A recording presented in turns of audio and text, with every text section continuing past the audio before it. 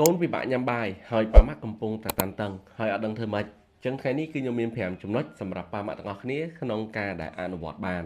ទី1នោះគឺបង្កើតពេលវេលាឲ្យថេរមានន័យថាបង្កើតទម្លាប់នៅក្នុងការញ៉ាំរបស់គាត់រយៈពេល3ពេលហ្នឹងគឺឲ្យម៉ោងថេរឲ្យស្មើគ្នាជារៀងរាល់ថ្ងៃអញ្ចឹងពេលនោះដែររាងកាយរបស់គាត់នឹងចងចាំឲ្យគាត់ចេះឃ្លានអញ្ចឹងឲ្យតែគាត់ដល់ម៉ោងហ្នឹងគាត់ដឹងត្រូវតែញ៉ាំហើយទី2អង្គុយញ៉ាំជាមួយគាត់យើងគឺជាប៉ាម៉ាក់យើងធ្វើជាគំរូសម្រាប់កូនអញ្ចឹងនៅក្នុងនោះដែរពេលដែលយើងអង្គុយញ៉ាំមួយគាត់គឺជាពេលវេលាមួយដ៏មានប្រសិទ្ធភាពមែនតើពេលដែលគាត់ឃើញយើងញ៉ាំគាត់នឹងចាប់ផ្ដើមញ៉ាំតាមយើងពេលខ្លះកូនតូចៗក៏អត់ទាន់ចេះកាន់ស្លាបព្រាក៏គាត់នៅអង្គុយចាប់ផ្ដើមរៀនកាន់តាមយើងក៏ដូចជាបង្កើតនៅទម្លាប់សកម្មភាពដូចយើងអញ្ចឹងហើយអញ្ចឹងពេលខ្លះយើងនិយាយអត់ស្មើនឹងសកម្មភាពដែលគាត់អង្គុយមើលយើងហ្នឹងឯង3កុំបង្ខំឬក៏វាយកូនអញ្ចឹងពេលដែលប៉ាម៉ាក់ធ្វើសកម្មភាពមួយហ្នឹងកូននឹងភ័យហើយបើសិនជាកូនញ៉ាំអត់អស់ទេយ៉ាអាចទុកចោលប៉ុណ្្នឹងសិនស្អែកធ្វើម្ដងទៀត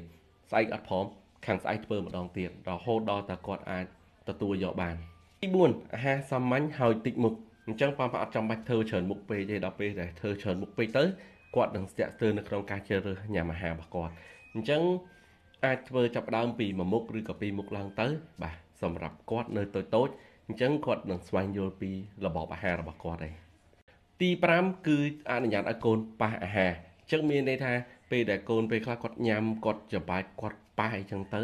វាក៏ខិចមែនប៉ុន្តែពេលហ្នឹងឯងគឺជាកត្តាមួយដែលជួយជំរុញឲ្យគាត់មានចំណង់អាហារដែលពេលដែលគាត់ប៉ះស្ទាបទៅលើអាហារទាំងអស់ហ្នឹងឯងដែលគាត់គឺជាជំហានដំបូងនៃការដែលគាត់ស្គាល់នៅអាហារមួយហ្នឹងពេលខ្លះកូនគាត់យកមកដាក់ចូលមាត់ញ៉ាំអីចឹងទៅបាទគាត់ចង់ដឹងថាការប៉ះការស្ទាបហ្នឹងវាមិនហើយរបស់ហ្នឹងមិនសម្រាប់គាត់អីចឹងណាអញ្ចឹងថ្ងៃខ្លះកូនគាត់ញ៉ាំតិចថ្ងៃខ្លះគាត់ញ៉ាំច្រើនអញ្ចឹងអត់មានអីបារម្ភទេសំខាន់ឲ្យតាប៉ាម៉ាក់នៅក្នុងដែរប៉ាម៉ាក់ចំអិនសម្រាប់គាត់នឹងឲ្យគ្រប់ជីវជាតិសម្រាប់គាត់ទៅគឺអូខេហើយអញ្ចឹងដែរកុំបង្ខំកូនដល់គាត់លែងញ៉ាំអាហារហើយព្យាយាមធ្វើជាទម្លាប់ដដែលគាត់នឹងស្វែងយល់នៃការញ៉ាំអាហារចំណង់នៃការញ៉ាំអាហារហ្នឹងក៏កាន់តែប្រសើរឡើងដែរហើយយើងនឹងជួបគ្នានៅវីដេអូក្រោយទៀត